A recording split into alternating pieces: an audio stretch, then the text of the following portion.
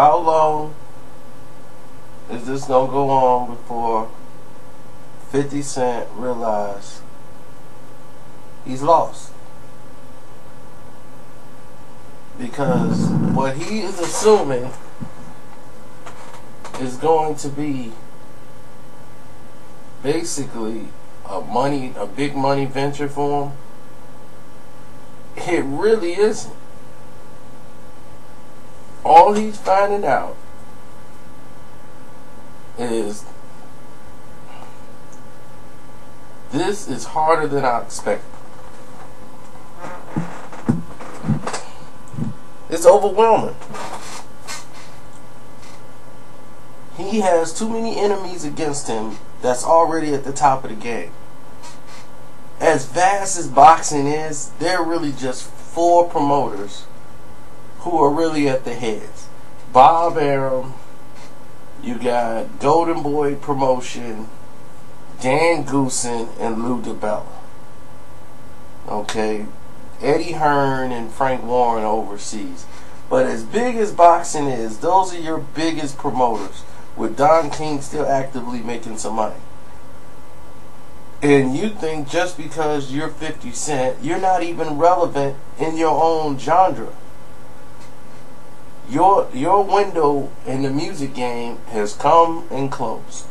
And it has been closed for years.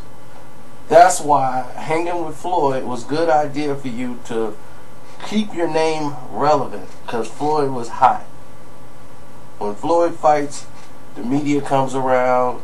You can sell your headphones and things of that nature. But all of the fighters that you got, you basically took from Floyd.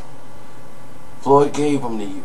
He gave you Gamboa. He was going to take him. He was going to take Andre Dirrell. They were all going to be under TMT with Floyd, under Mayweather Promotions, and they let you get your company going, and he reallocated the fighters back to you.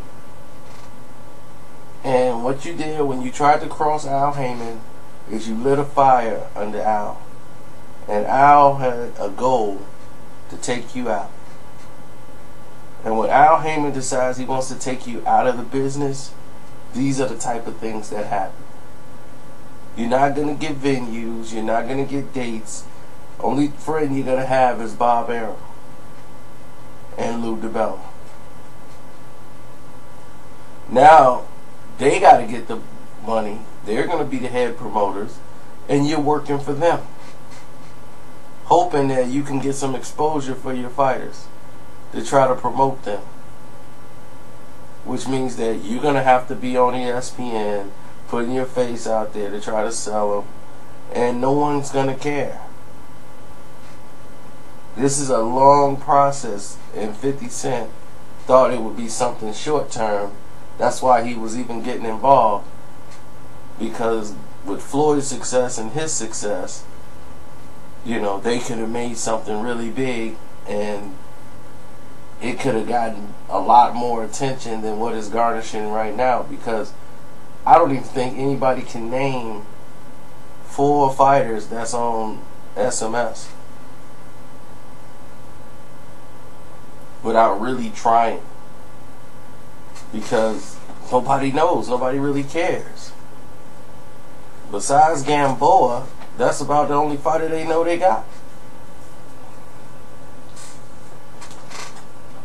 So 50, you need to take this loss and just say, hey, I'm cutting my ties now and I'm just going to get out of the boxing business.